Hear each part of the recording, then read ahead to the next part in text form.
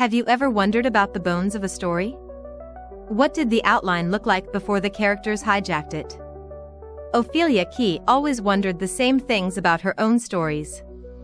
As a discovery writer, the chaotic pantser style, not even the author knew how the tales in the Draoithe Saga would go until they went backward, analyzing one story while busy writing the next tale or two somehow never happened. Apparently, OK put things off long enough, and some fancy computer magic will provide us with those long-wished-for story overviews. We can finally X-ray the tales from the dream and see their skeletons. Shall we investigate the next story in the dream? Okay, for today's explainer, we are diving headfirst into the steamy, magical, and, let's be honest, pretty wild world of the Draoithe Saga. We're going to be focusing on the story of the Vampire Panther and breaking down how two completely shattered souls find each other in, well, just about the most violent way you can imagine. So the author, Ophelia Key, kicks things off with this line right here. And it's important because this isn't meant to be your standard fantasy story. The whole point is that it's an immersive world she calls the dream. A place where all the myths, all the legends, and fairy tales, they're all very, very real. So yeah, let's step into that dream. And that is the big question, right? It's the engine driving this entire story. The whole thing is built on this fascinating paradox: creation coming from destruction, healing that comes from incredible pain, and a love story that kicks off with a nearly fatal attack. It's intense. Let's get into it. You know, to really get what happens when these two finally collide, we first have to understand who they are before they even lay eyes on each other. These are not your classic heroes riding in on white horses. No, they're survivors, and each one is carrying some seriously heavy trauma from their own separate worlds. So let's break this down.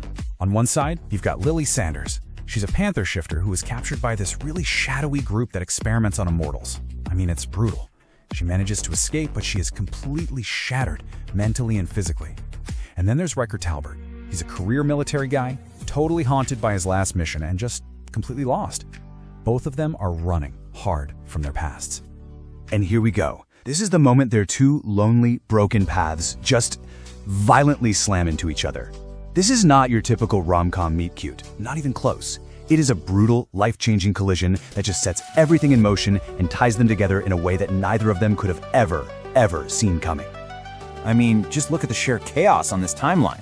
So Lily, in her panther form, is running for her life from her torturers. She stumbles across Riker, thinks he's one of them, and mauls him to the brink of death. To save him, a passing vampire offers him the dark gift. Riker, with not much choice, says yes and gets turned. Then both of them, bleeding and broken, are scooped up and taken to a magical sanctuary called Draoithe. In one single night, their lives are completely and violently tangled together forever. Okay, so arriving at Draoithe, this is a massive turning point. This place isn't just some magical hospital. It's the beating heart of this entire world.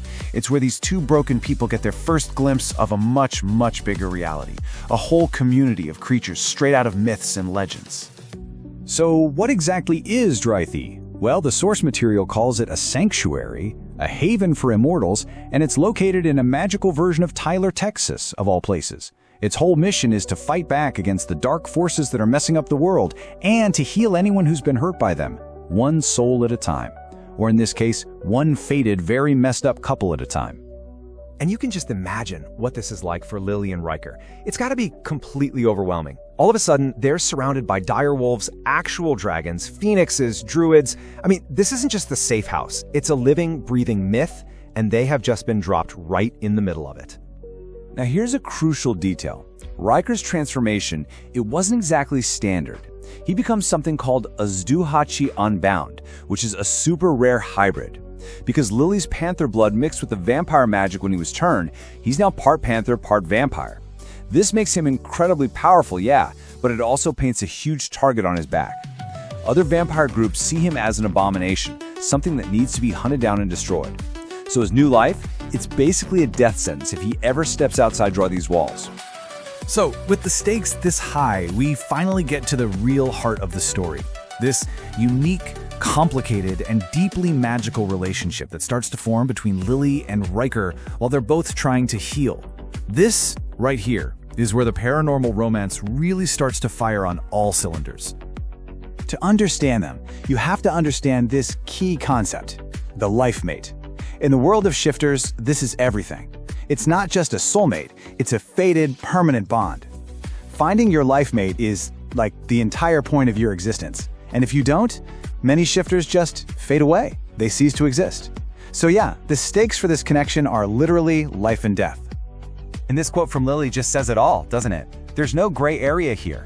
It's absolute, it's singular, and it's forever. The second Lily's Panther recognized Riker as her mate, even though she just tried to kill him, their destinies were sealed. Period. And this is where the magic of their bond becomes physical in a really fascinating way.